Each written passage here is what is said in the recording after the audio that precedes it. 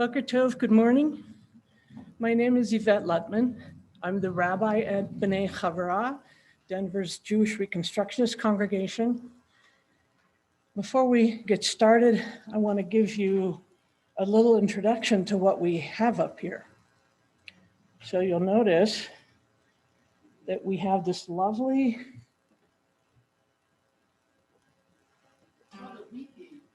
it's called a Weebill. Is this not Alida? Is this not Alida? Right? And it's embroidered. It's bright. We have over here, I don't know if you guys can see it. We have this hat.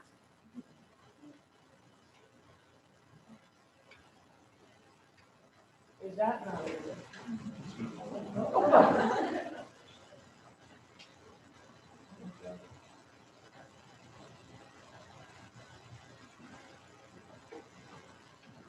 There are elements here that make it seem very unlikely that we're having a funeral. That seems celebratory and full of life. And I think that's because she was celebratory and full of life. And the children have really represented that well.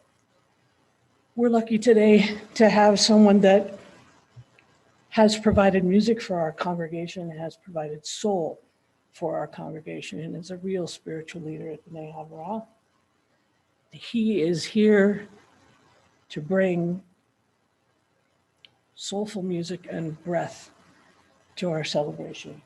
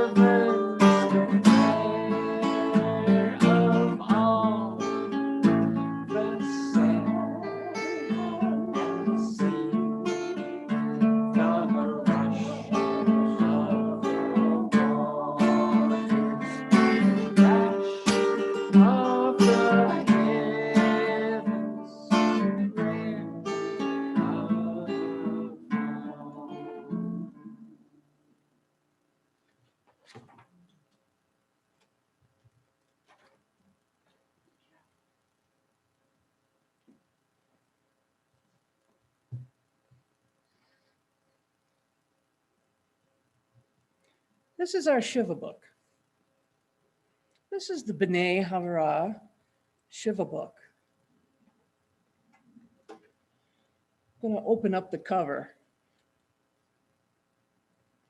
and read you something that Alida's daughter Judy pointed out to me, the family pointed out to me the other night, right underneath the table of contents. And we usually blow right by these. This book is dedicated to the memory of Simon and Grace Annisman, parents of Alida Stein Lustig and grandparents of Randy, Rob, and Judy Stein. I don't know how many of you all knew that, but this is a book that we pick up and use that makes it possible for us as a community, as B'nai Havurah, to do a Shiva B'nai Havurah style. And when we were talking about tradition, and this is something that I want to talk about a little bit because Judy was a founder. She's one of the founders of B'nai Havurah. That's Alida. Please forgive me. Alida is one of the founders of our congregation. And that history, the need to have something that allowed us to retain Judaism, to retain Judaism without having to check our intellect at the door, very important. To be spiritual, to be soulful, and to be present with each other in a way that made sense. I'm not knocking how we very often can go to a Shiva minyan and it's a minyan. It's everything. It's davening. It's straight. It doesn't talk about even death hardly. And here we have a book that allows us to do that, that allows us to talk about this life cycle moment and how important it is in the entire life cycle, and how we come together at times like this in community to mourn those who have been important to us. We're really lucky to have had Alida in our lives. My first recollection of Alida is, who is that woman? Who is in those bright colors like this hat? Look at that gorgeous jewelry. Look at the colors. I'm not sure I would have put those two colors together, but look how good they are on her. And always a smile. Just a huge expression of welcome, welcome near me. Thank you for being here. And a laugh and a delight, it seems, at what was coming next. One thing that came through, and speaking with the family, is how much, and I'll kind of translate it into my terms. I believe this is from Ecclesiastes. The important thing is not to notice things that are amazing and spectacular. That'll come naturally. You see the Grand Canyon? That's awesome. It's awesome by itself. What is really important is when an individual notices the small things, the rest in the music that asks us stop, ask the musicians to stop, pause, and go on. And this ability to see the amazing in the small things, in a rest, I think that characterizes your mom.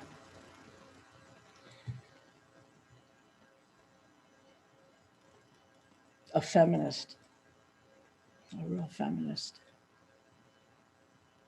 Not a baseball fan.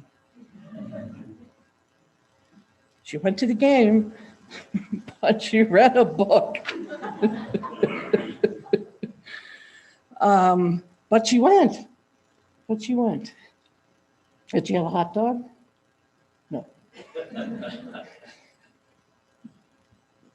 Not a baseball fan, but supporting the fact that her son plays baseball and what the grandkids are interested in. She may not be interested in the content, but she was interested in the fact that that grandchild was interested in it.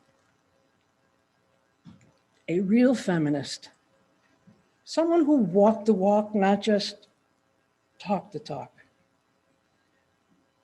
Getting degrees, going forward, graduating from school, raising kids by herself sometimes, driving up to Greeley and back, and to Greeley and back, and being a parent.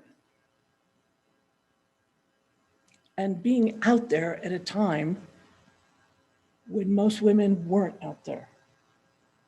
And then I come back to doing things like this. Then I come back to, it's important for us to have a place where we can be Jewish, where we can be out there more politically, where women can take leadership roles. That's a pretty big deal, a really big deal. And it's not surprising that all three kids turned out to be pretty successful and educated and avid readers. How many books do you think she used to read in a week?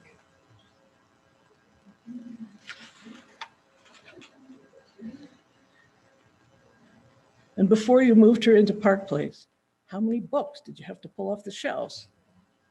Right? Wow. That education and making sure that others were able to learn as well was really, really important to her. And that's a Jewish value. Hal, I wonder if you'd give us a little bit of soul.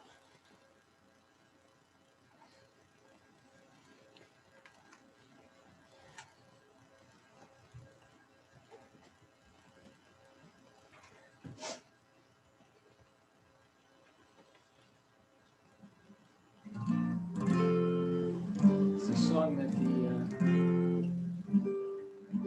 founders of Himei Kabbalah used to do at high holidays. Ecclesiastes.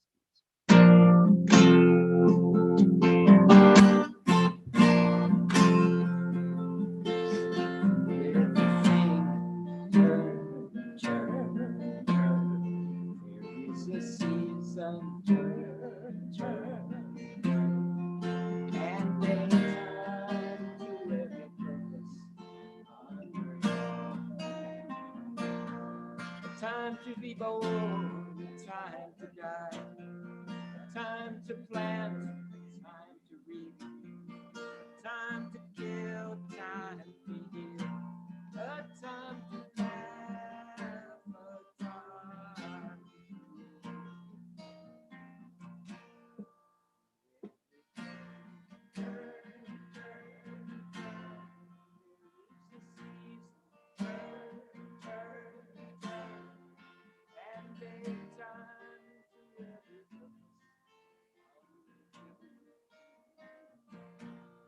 time to build up, time to break down, time to dance, time to mourn, time to cast away stones, a time to gather stones.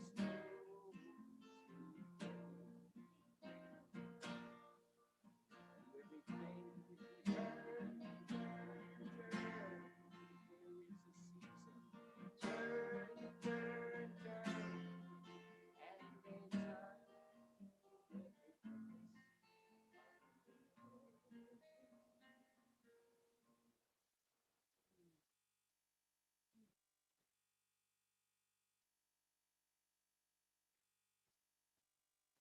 It is a great mitzvah to eulogize someone who has passed, and an even bigger responsibility.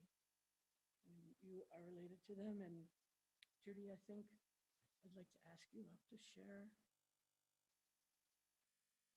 some thoughts. I'm good with that. Okay.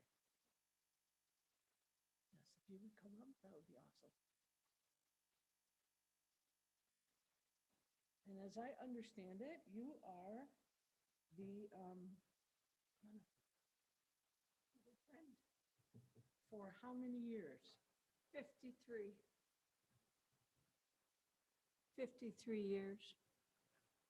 Thank you for being Thank you. here. Good morning. My name is Nikki Kenny, and I would like to thank Randy, Rob, and Judy for allowing me the privilege of talking to you about my dear friend, Alida. When I think of Alida, I think of a beautiful, many-faceted jewel. Alida had the brilliance of a diamond, the depth of an emerald, the warmth of a ruby, and the spark of a sapphire. It didn't matter which role she was in, mother, grandmother, educator, volunteer, feminist, sportswoman, friend. She caught the light and reflected it back. I first met Alida when we were students at the University of Denver. I believe Judy was in the first grade, Rob the fourth, and Randy the seventh, if I remember correctly. Alida, in her inimitable way, just enfolded me into the family as if I belonged. I enjoyed many delicious dinners and times with the young family and remember them to this day, so treasured were they by me. And it was when we were at DU that I first recognized Alida's strongest characteristic, her amazing intellect. She was so very excellent at being able to listen, absorb, distill, and most impressively, recall what we were learning in an astounding fashion. I was drawn to Alida for many reasons, but I particularly delighted in her sense of fashion, which you referred to. Her style, her flair. It might have been a pair of outlandish sunglasses, or a lapel pin, or some flowing drapey thing that only Alida could carry off. But she dressed with the verve of a woman who was not boring and was not going to be bored. Hers was not the button-down safe style, but the latest trend, the latest look, and one that said, "I'm here now." Of course, Alida was a great conversationalist, always up on the news and always interested in other people and their worlds. She was open to new ideas, new lines of thinking, new points of view, always listening and learning, always ready to expand herself and her knowledge. Speaking of expanding herself, Alida was a world traveler, but one who learned the cultures, the mores, the foods, the arts. And oh yes, speaking of foods, as I just was, Alida could come home from a trip to a far distant land and recreate the dishes she had tasted and enjoyed there. I loved Alida for so many reasons, and one was that she was a lady, a cultivated, ladylike lady. She had that European sophistication earned from being both an astute observer and a caring person, caring about others. Of course, over the years, I introduced Alida to my friends from other walks of life. They also enjoyed her intelligence and delighted in her fascinating conversation and the energy she exuded. I remember one particularly balmy evening when she and I had dinner on the patio of one such friend's home overlooking Cheeseman Park, where we three just sank into the deliciousness of the dinner and the moment and savored it to the very last light of evening. Not long after our friendship began, Alida gave me a gift, a wonderful gift, one for which I could never repay her. She took me to Santa Fe and acquainted me with the multicultural, oh so colorful Southwest. She took me to the corn dances at San Ildefonso. It had to be 100 degrees with no shade, but it was so memorable and so moving and beautiful. She introduced me to the cuisine, the scenery, the history, the museums, her many friends there, the shops, of course, and the International Folk Art Festival, a feast of folk art, costumes, music, crafts, and artisans from around the world. We went to Santa Fe many, many times and attended the stunning open-air opera, the ballet, the chamber music concerts, and the restaurants with waiters who serenaded you with Broadway show tunes. We savored it all year after year. I have told you about many of my friends' wonderful ways, but I would be remiss if I didn't mention this. Alida was exceedingly generous, giving to those both near and dear to her, as well as the less fortunate and needy among us. In closing, Alida had a tremendous impact on my life, in all ways positive. And I am so grateful to have had her as a sparkling, precious gem of a friend. Thank you. How lucky she was to have you in her life. Mm. Mm-mm-mm.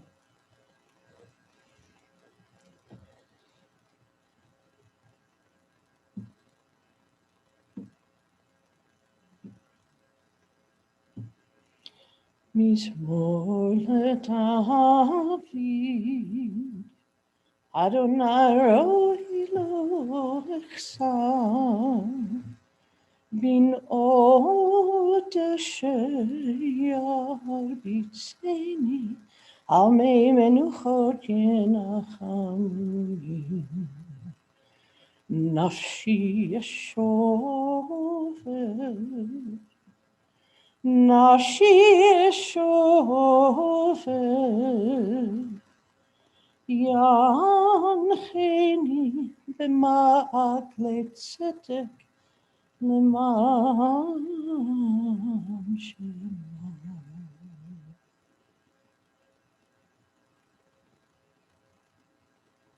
Judy, where'd you go?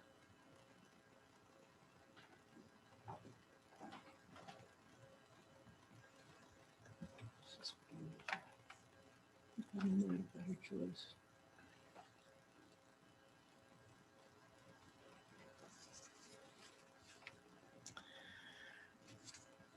Try not to talk too loud.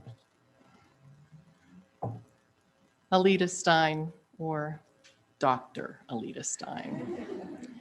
She persisted. Being born in 1930 during the Depression could not have been easy. She spent her early years in the West Texas town of Borger. Only 2 Jewish families lived in that town at the time. When she was around 12, her father, Sam Anisman, a Polish immigrant whom we called Papa Sam, moved his family to Denver so that they could be surrounded by a larger Jewish community. My mom told me the story that she never realized her father had an accent until some neighborhood kids pointed it out. She worked hard to lose her own Texas accent. It only came out when she pronounced almonds. She said almonds.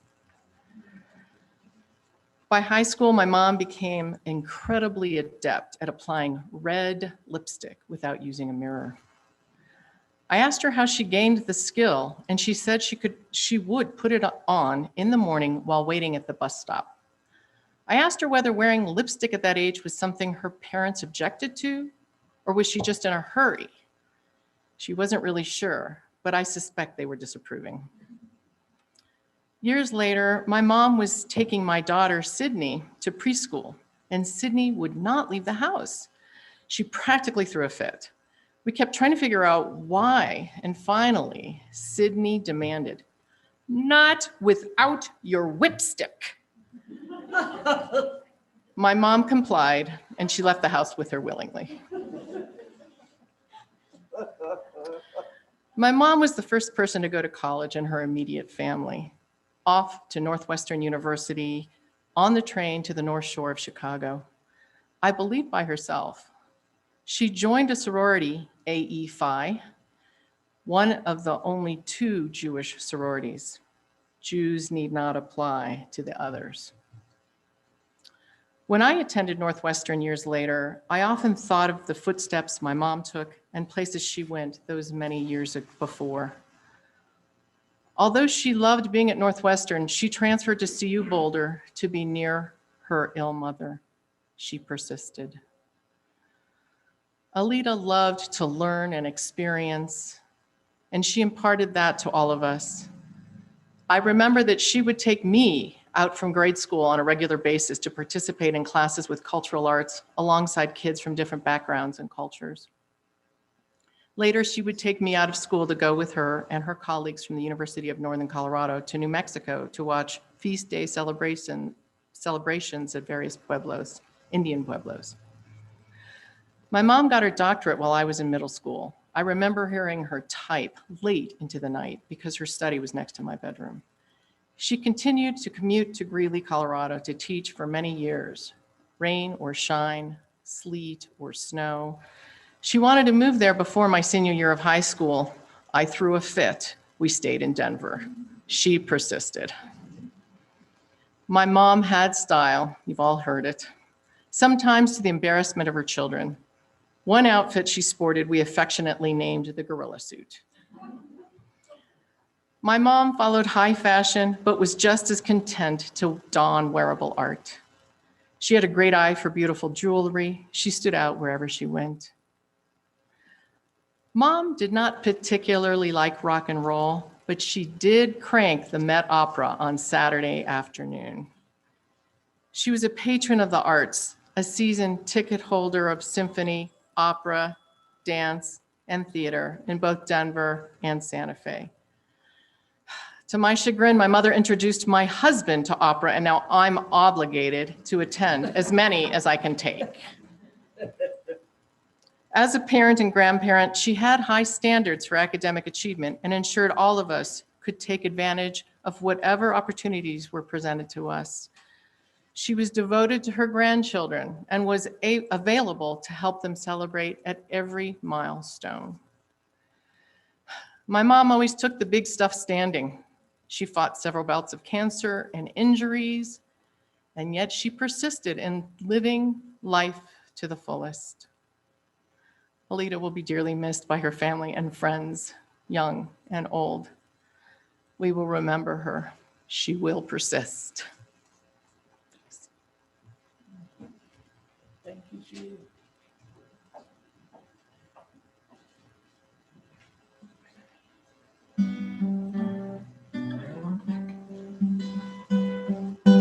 Blackbird singing in the dead of night. Leaves soaking wings and birds fly. Sit on your lap. You were only waiting for this moment tonight.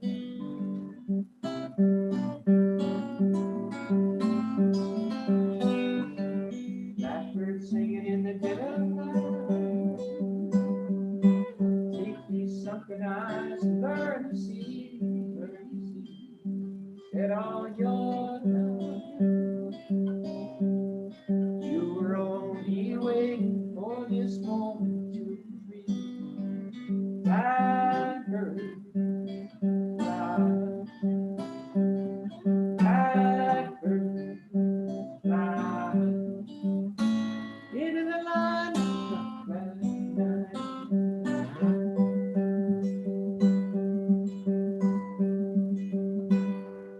Blackbird singing every little night.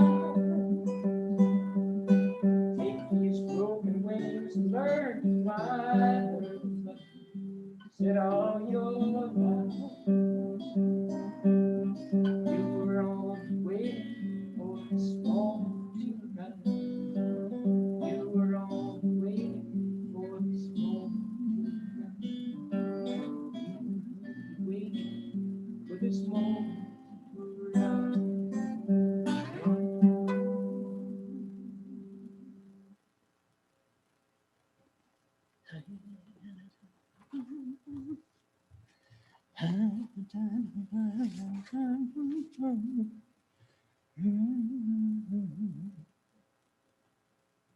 There's a section in the Shiva booklet that I mentioned under tzaddikim, righteousness.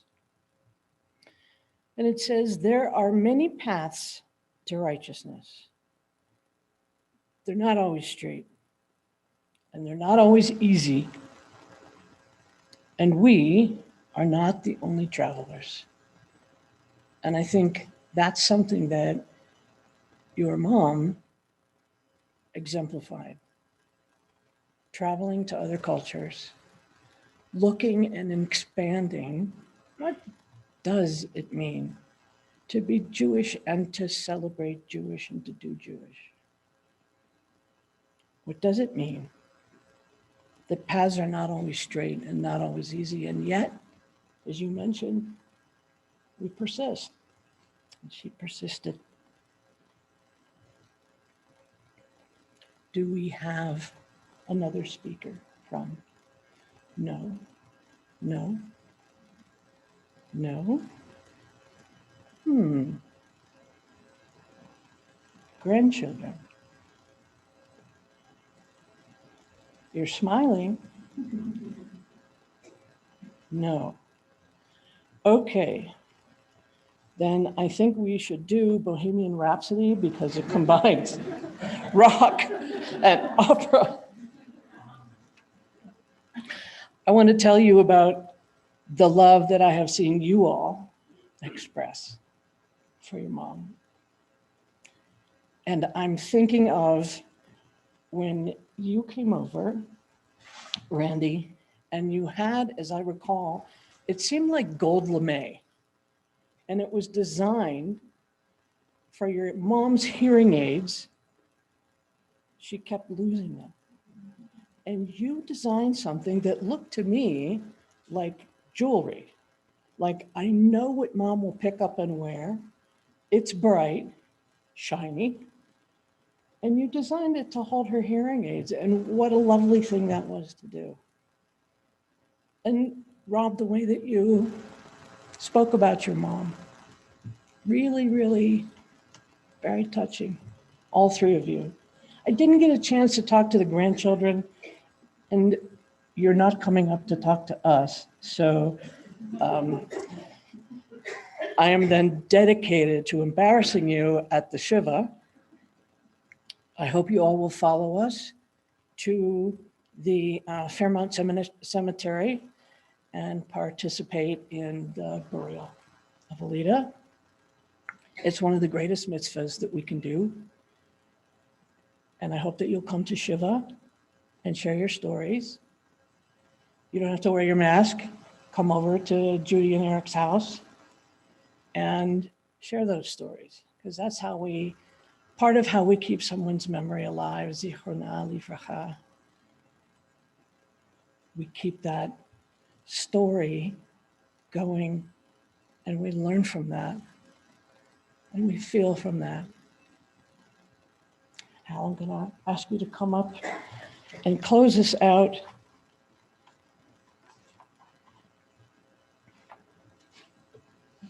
Some words from one of the songs. Think of it as our local Colorado song, which is lifting our eyes to the mountains.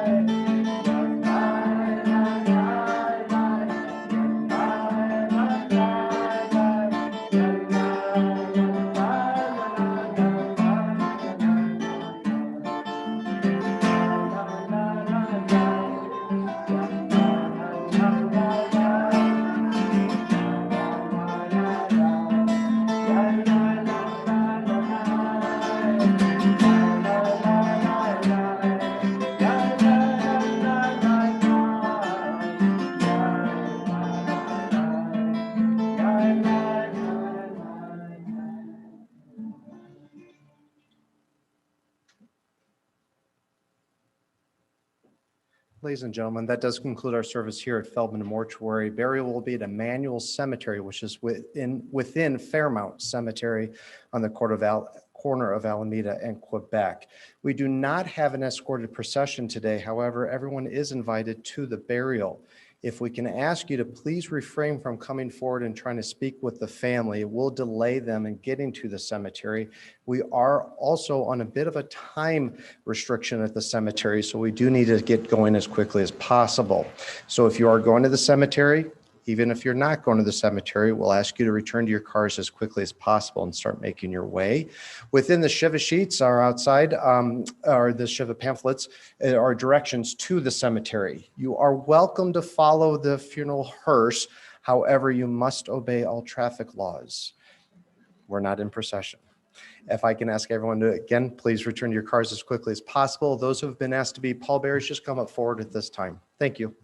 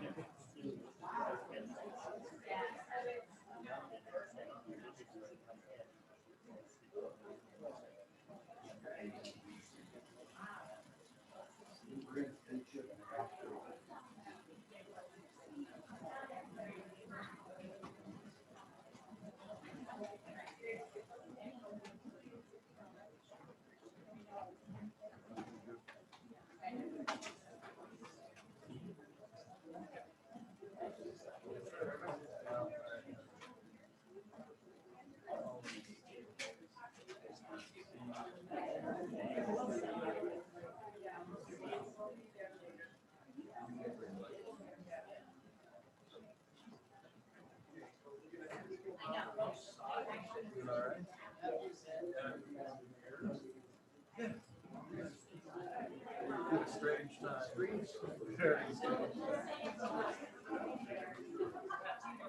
No one could prepare themselves.